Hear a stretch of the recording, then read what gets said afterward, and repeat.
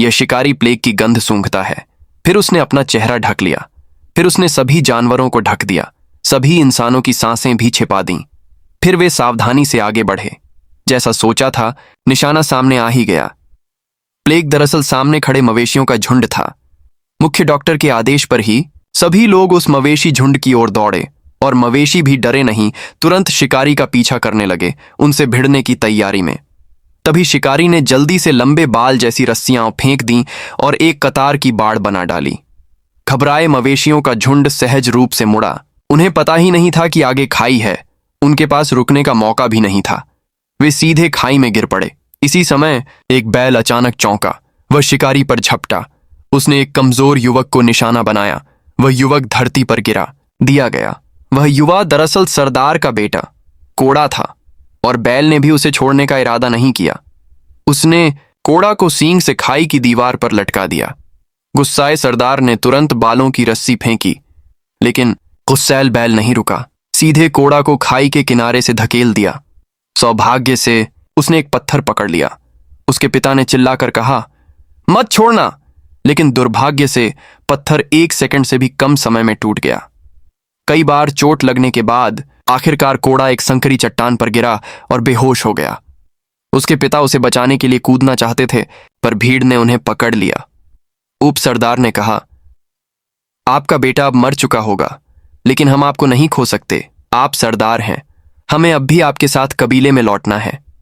असल में यह घटना 20 से ज़्यादा साल पहले की है, जब यूरोप की सीमा के आदिम कबीले के लोग रहते थे। सर्दियों के लिए भोजन जमा करने के लिए सरदार ने यह लंबा शिकार अभियान आयोजित किया था। अगले कुछ दिनों तक कबीला खाई के नीचे से शिकार इकट्ठा करता रहा और सरदार बार बार कोड़ा को पुकारते रहे, लेकिन वह अब भी जाग नहीं पाया। हालांकि वह टूट चुके थे, लेकिन उन्हें यह सच्चाई स्वीकार करनी पड़ी कि उनका बेटा मर चुका है। उन्होंने कांपते हाथों से बेटे के लिए कब्र बनाई, फिर पीछे मुड़े और चले गए। वे कबीले को लेकर वापसी के रास्ते पर निकल पड़े, लेकिन जैसे ही वे चले गए, एक खरगोश कोड़ा पर आ गिरा। वह मरा नहीं था, लेकिन जल्दी ही उसने खुद को बेहद निराशाजनक स्थिति में पाया। उसने डरते हुए अपने पिता को पुकारा, पर कोई जवाब नहीं मिला। उसने नीचे उतरने की कोशिश की, लेकिन टखना घायल होने के कारण वह टिक नहीं सका। वह लगभग गिर ही गया। गहरी खाई की ओर देखते हुए उसने निराशा भरी चीख लगाई। उसे नहीं पता था कि वह कितनी देर तक टिक पाएगा। अचानक आसमान से तेज बारिश हुई। खाई के नीचे की बारिश जल्दी ही नदी बन गई। निराशा में डूबे कोड़ा ने टिके रहने का फैसला किया। उसने आंखें बंद कीं और धार में कूद गया। चमत्कारिक ढंग से वह फिर से जीवित बच गया। उसने पानी पिया, थोड़ा बल पाया, फिर उसने अपने घायल पैर को चट्टान में अटकाकर फिर से ऊपर चढ़ने की कोशिश की। उसने शाखाओं से हड्डियां बांधकर सहारा दिया, फिर शुरुआती बिंदु तक लौट आया, लेकिन वहां सब खाली था।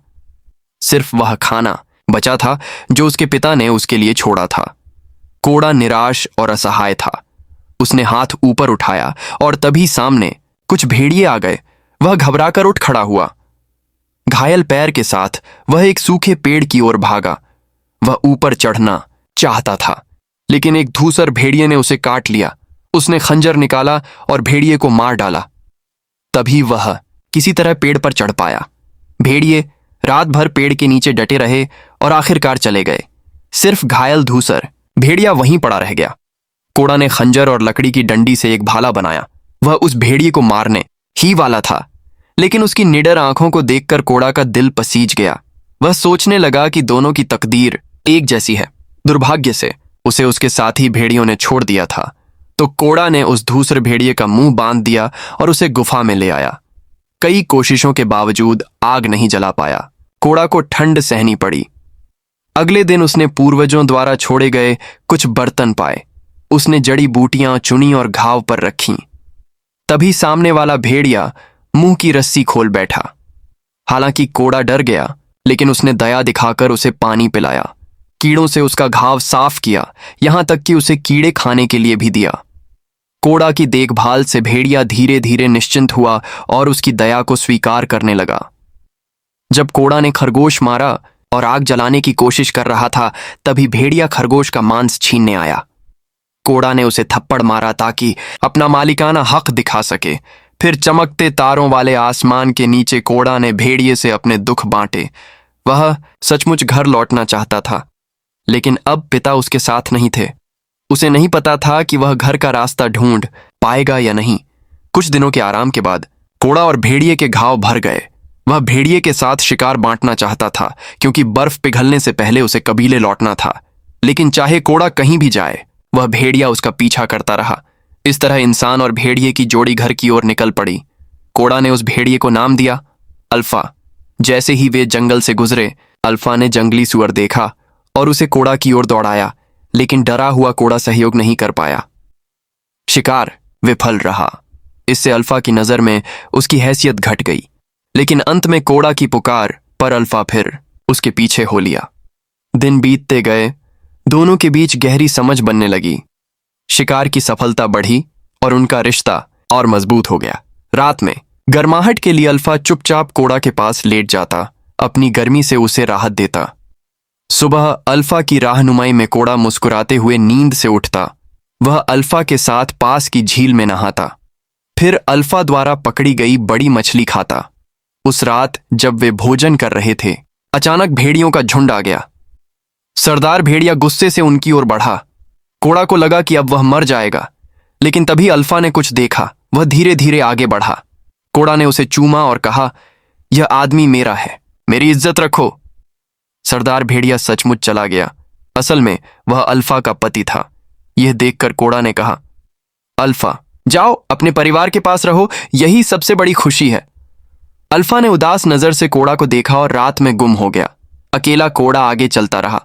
बिना अल्फा के वह बेहद अकेला था, लेकिन शायद किस्मत ही थी। जब वह बर्फ पार कर रहा था तो अल्फा से फिर मुलाकात हो गई। कोड़ा खुशी से उसकी ओर दौड़ा, लेकिन अचानक बर्फीली झील में गिर पड़ा। अल्फा तुरंत दौड़ा और उसे बचाने के लिए बर्फ तोड़ने लगा। कोड़ा ने कई कोशिश की पर असफल रहा। आखिरकार छोटे चाकू से उसने बर्फ तोड़ी। अल्फा ने जान की बाजी लगाकर उसे बाहर निकाला। ठंड से कांपते कोड़ा नेक पड़े उतार कर अल्फा को कसकर पकड़ लिया। आग जलाकर उसे गर्म किया। इस बार अल्फा नहीं गया, बल्कि उसे रास्ता दिखाने फिर साथ हो लिया। तूफान तेज हो रहा था। अचानक शिकारियों का झुंड आ गया। वे भागकर एक बर्फ की गुफा में छिपे। उन्हें लगा अब सुरक्षित हैं, लेकिन अल्फा सतर्क था। उसके सिर ने खतरे